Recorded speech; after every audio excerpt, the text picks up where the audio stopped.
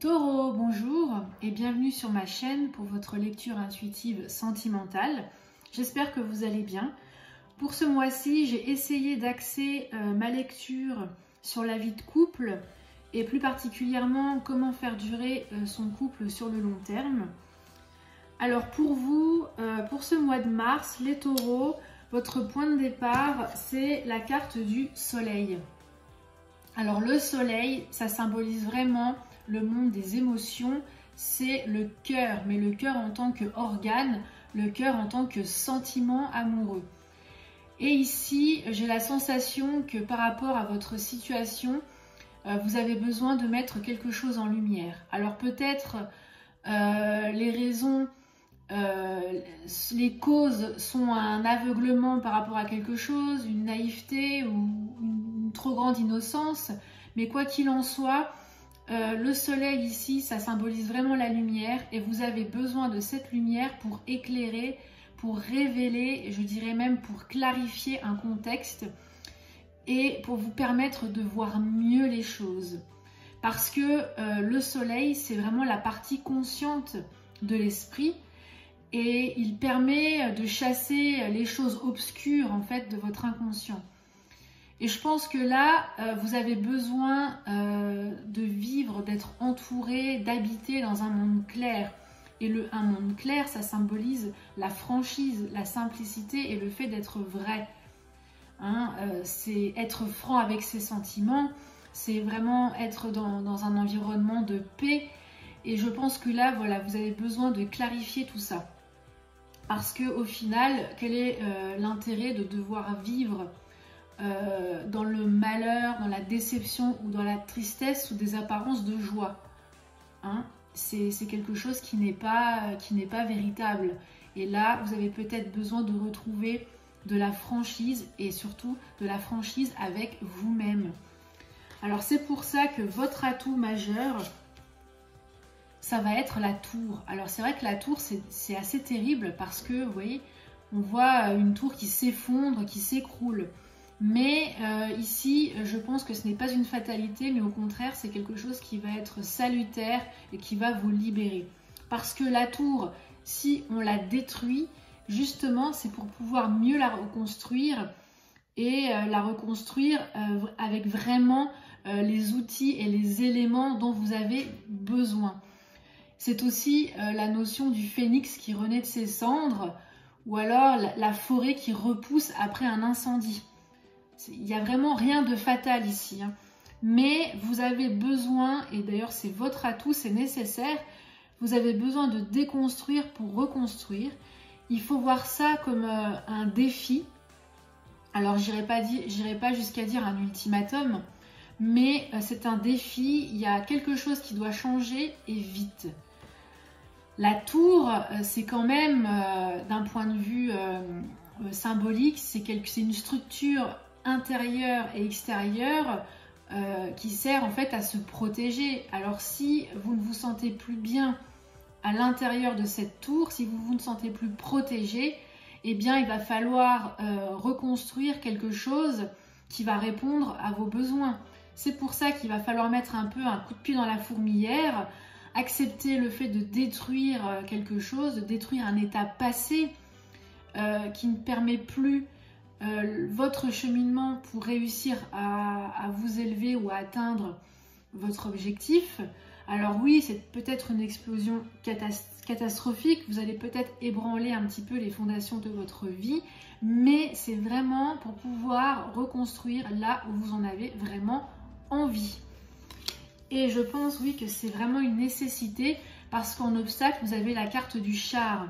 Alors le char, en général, ça indique quand même le mouvement, c'est le fait d'aller de l'avant, mais là, vous êtes certainement confronté à des obstacles. Et puis le char aussi, ça montre des forces contraires, des différentes forces contraires vraiment qui cohabitent et qui s'opposent. Alors ça peut être le fait d'aimer quelqu'un, mais d'être dans une situation avec lui qui est conflictuelle. Alors on ne sait pas, on l'aime, mais on ne peut pas vivre avec lui. Parce que la situation devient toxique et la cohabitation avec la personne n'est plus possible. Donc en fait, c'est ça l'objectif ici qui est très très difficile à atteindre, c'est qu'il faut réussir à rallier des forces contraires vers un seul et même but pour pouvoir justement surmonter ces obstacles et pouvoir avancer. Donc ça, c'est vraiment votre obstacle. Et donc, l'objectif à atteindre, ici, c'est le mât. Alors, le mât, comme vous voyez sur la carte, on a donc un personnage qui est au bord d'un précipice. Alors, soit il se jette dans le vide, mais alors il va dans l'inconnu. Hein, il sait pas il n'a aucune idée de ce qui peut l'attendre en bas. Ou alors, il décide de faire machine arrière, de retourner de là d'où il vient. Mais les problèmes seront toujours les mêmes et au final, aucune solution n'aura été trouvée. Donc ici, votre objectif, d'une manière imagée, c'est vraiment de vous jeter dans le vide, de vous jeter dans l'inconnu parce que vous avez besoin de ce changement. Et c'est notamment notre tour, ça veut dire que voilà, on détruit, on fait tout exploser. Et c'est un petit peu voilà, le fait de se jeter dans le vide parce que si on détruit tout, il va falloir tout reconstruire, mais ça va être l'inconnu. Et c'est pour ça que quelque part, il va falloir faire preuve d'un certain courage et un certain lâcher-prise parce que il va falloir réinventer votre vie, alors en partie ou en totalité, mais dans un but de la faire évoluer. C'est pour ça qu'il faut vraiment garder cet élan de confiance vers l'inconnu et surtout ne pas résister parce que ça ne vous amènera à rien. Mais vraiment, voilà, il faut lâcher le passé, avoir un lâcher-prise absolu, se diriger donc vers cet inconnu sans inquiétude et sans attente et vraiment entreprendre ce nouveau travail, ce travail de reconstruction pour pouvoir vivre ce que vous souhaitez réellement et accéder à vos attentes. Alors dans le futur proche et les événements à court terme, on a la papesse. Alors la papesse, c'est vraiment le mental. Donc vous voyez, hein, après une phase active d'action, on retombe vers quelque chose de plus mental, de beaucoup plus passif. La papesse, c'est l'intuition, ça veut dire qu'il va falloir suivre votre intuition pour savoir quelle voie vous souhaitez emprunter, la bonne voie. Mais c'est aussi un temps d'arrêt pour laisser retomber la poussière. Après avoir tout fait exploser, c'est important, il va falloir reprendre son souffle. Et c'est exactement ce que la papesse indique ici.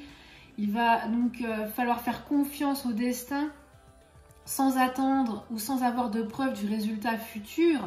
Et puis il va être aussi important de vous guérir, de vous retrouver vous-même en faisant un repli intérieur et laisser un petit peu toutes ces émotions et ces sentiments de côté pour le moment, pour vraiment pouvoir vous retrouver et créer et recréer des énergies positives. Et vous voyez la carte de l'empereur qui accompagne la papesse, il est vraiment dans ce besoin de rétablir des fondations. Hein, après avoir tout fait tomber et tout détruit, il va falloir reconstruire, refaire des fondations. Et l'empereur, c'est une très bonne carte parce que ça sera des fondations qui sont solides. Il va falloir que vous effectuiez le travail nécessaire pour pouvoir concrétiser ce nouveau projet et réaliser votre vie en fonction de ce que vous désirez intérieurement, au plus profond de vous-même.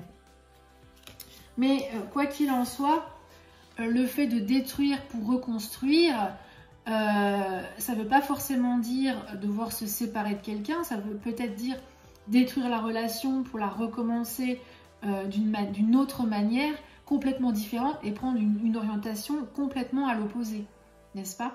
Mais dans tous les cas, il va falloir repartir sur des fondations solides et réellement vous mettre à la tâche dans cette action de construire quelque chose de nouveau qui réponde profondément à vos attentes pour pouvoir retrouver le contentement, pour pouvoir retrouver un certain équilibre et une certaine harmonie. Voilà.